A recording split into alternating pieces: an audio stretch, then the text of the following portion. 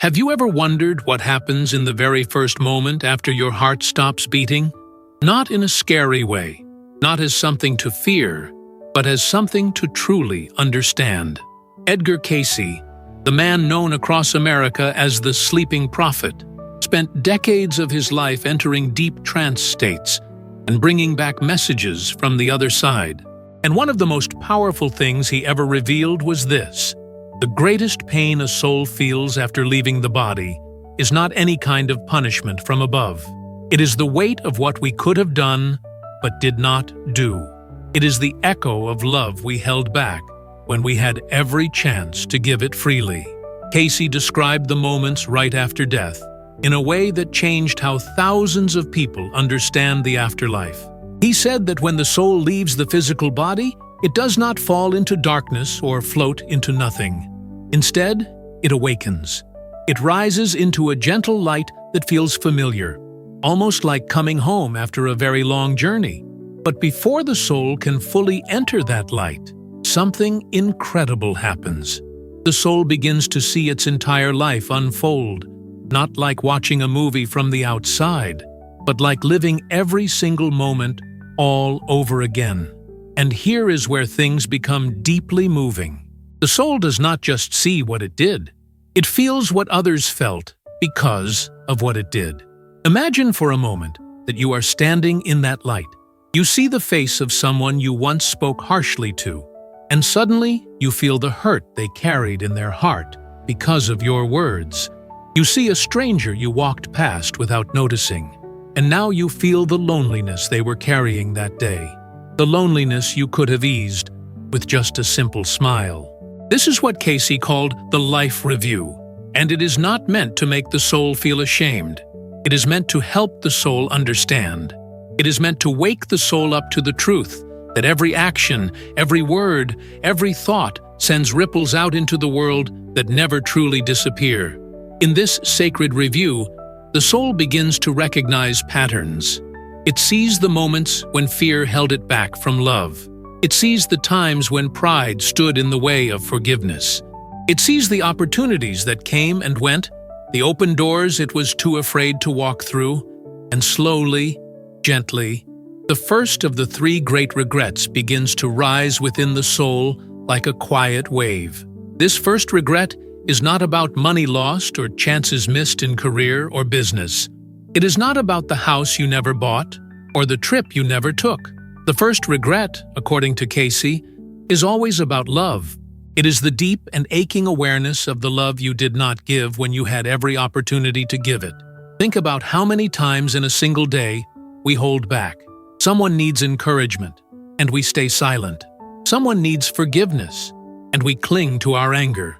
Someone needs to hear that they matter, and we assume they already know. But in the light of the other side, the soul sees that none of these moments were small. Every single one of them was a chance to bring heaven a little closer to earth. Every single one of them was an invitation from the divine to become more loving, more open, more alive. And when the soul sees how many of those invitations it ignored, the weight of that awareness is profound. But Cayce also made something very clear. This is not punishment. There is no angry judge waiting on the other side to condemn us for our mistakes. The light that surrounds the soul is not cold or harsh. It is warm. It is patient. It is filled with a compassion so deep that human words cannot fully describe it. The soul is not being judged by anyone outside of itself. It is simply being shown the truth of its own journey.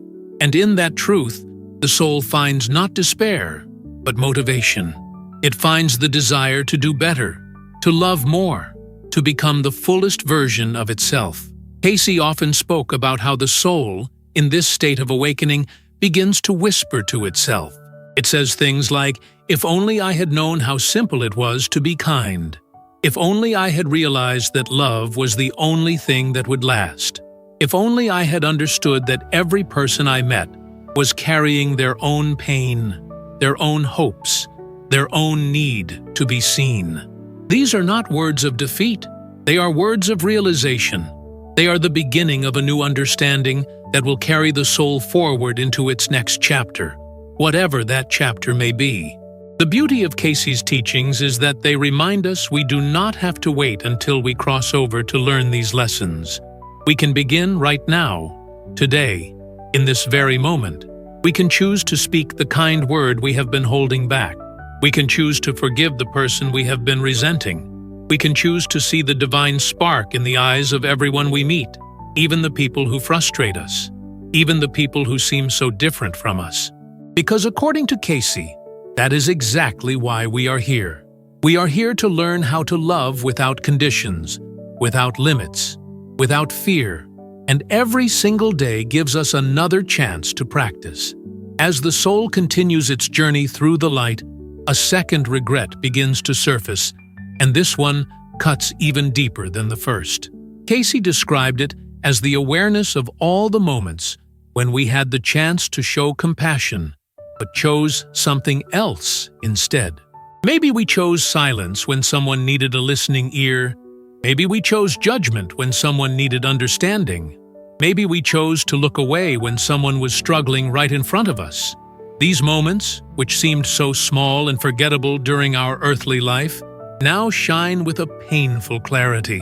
The soul sees that compassion was never just a nice thing to have. It was the very purpose of being alive. In the spiritual realms that Cayce described, there is no hiding from this truth. The soul stands in a space where everything is transparent, where every motive and every intention is visible like light passing through clear water. And in that transparency, the soul realizes something that can be hard to accept. It realizes that many of its choices were driven not by love, but by fear.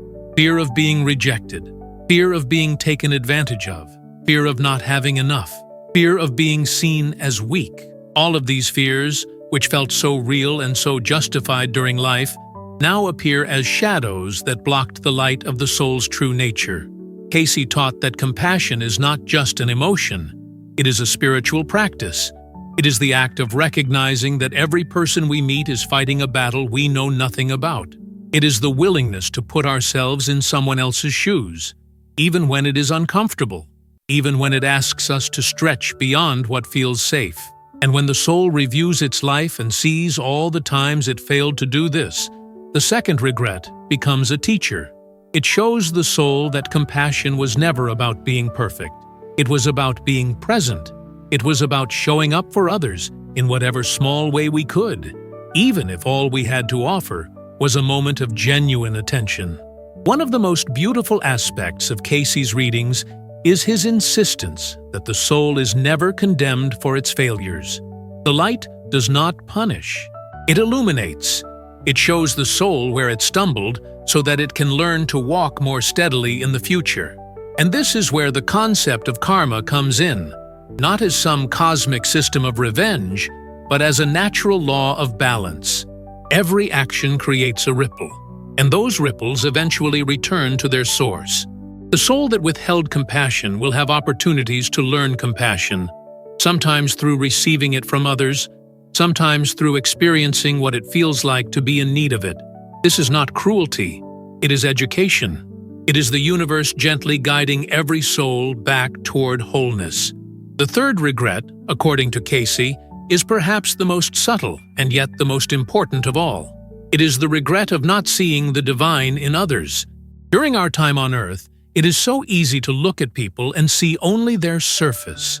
We see their appearance, their social status, their opinions, their mistakes. We categorize them, judge them, dismiss them. But in the light of the afterlife, the soul suddenly sees what it missed. It sees that every single person, no matter how flawed or difficult they seemed, was carrying a spark of the same divine light that lives within us all. Every encounter was a meeting of souls. Every relationship was a sacred contract written before birth. And every time we failed to honor that sacredness, we missed a chance to touch the face of the eternal. Cayce often said that God is not somewhere far away, sitting on a distant throne. God is here, in the eyes of the person standing next to you on the bus, in the voice of the child asking a question, in the hands of the elderly person who moves slowly and needs patience. When we fail to see this, we are not just missing an opportunity to be kind. We are missing an opportunity to experience the divine directly, in its most immediate and personal form. And when the soul realizes this after crossing over, it feels a longing so deep that it becomes a driving force for everything that comes next. Now, before we continue to the final part of this message, I want to pause and speak directly to you. If you are still here, still listening, still feeling these words in your heart, then I believe you were meant to find this. There are no accidents in the spiritual world. Every video you watch, every message you receive, every moment of quiet reflection is part of your soul's journey. And if this message has touched something inside you, if it has made you think about your own life and the love you still have to give, then I would be so grateful if you would consider subscribing to this channel. Not because numbers matter, but because this is how we build a community of souls who are seeking the same light. Leave a comment below and tell me what resonated with you.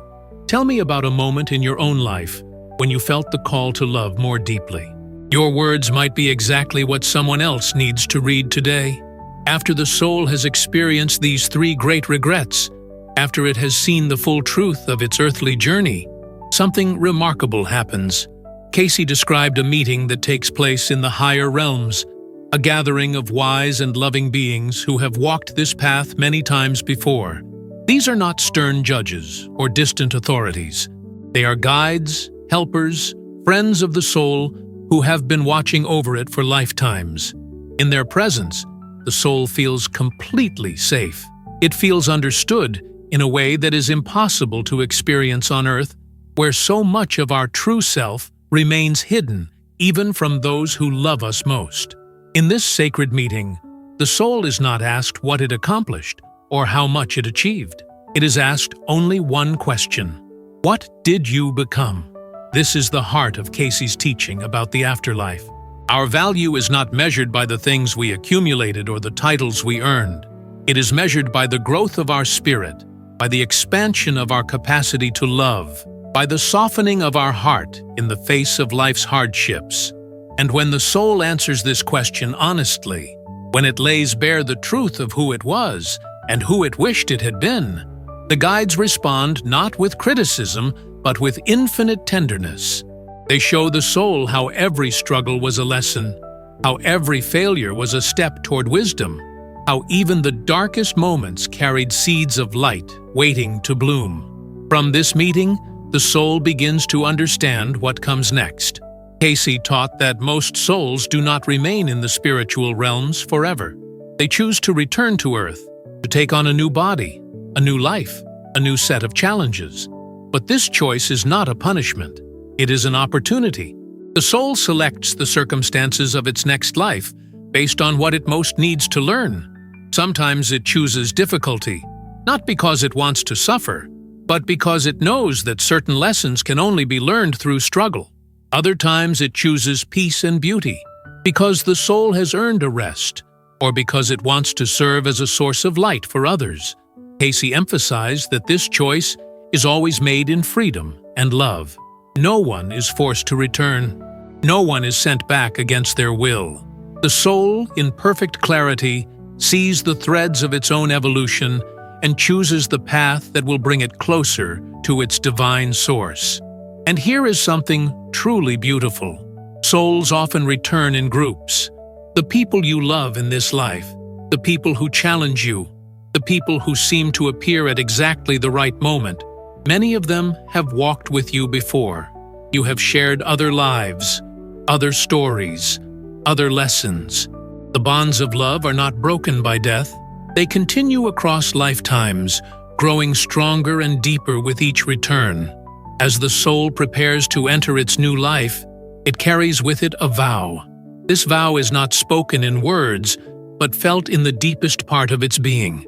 It is a promise to do better, to love more freely, to see the divine in every face, to never waste another opportunity for kindness. And though the soul will forget this vow once it is born into a new body, the memory remains somewhere within, like a quiet song playing beneath the noise of daily life. This is why certain moments feel so meaningful, why certain people feel so familiar, why certain truths resonate in our hearts even when we cannot explain why. We are always remembering, always returning, always finding our way back to the light. Edgar Cayce's message is ultimately one of hope. He taught that no soul is ever lost. No matter how many mistakes we have made, no matter how far we feel from the divine, we are always being guided home. The universe is not a courtroom where we are tried and sentenced. It is a school where we are taught and loved. Every experience, pleasant or painful, is part of the curriculum. And the only grade that matters is how much love we have learned to give. So as this message comes to a close, I want to leave you with a simple invitation. Do not wait until you cross over to learn what matters most. Start today. Tell someone you love them. Forgive someone who hurt you. Look into the eyes of a stranger and see the sacred light that lives within them. These are not grand or difficult tasks. They are the small, quiet acts that build a life of meaning. They are the choices that will fill your soul with peace when the time comes to review your journey. And if this message has meant something to you, if it has given you comfort or inspiration, or simply a moment of reflection, I would be deeply honored if you would subscribe and become part of this growing family. Leave a comment below and share your own story. Tell me about a moment when you felt the presence of something greater than yourself. Tell me what topics you would like to explore together. Your voice matters here. Your experience is part of this journey we are all taking together. Thank you for being here. Thank you for opening your heart. And remember, you are a soul eternal and beloved, always moving toward the light, always returning to love. Additional revision and audience testing.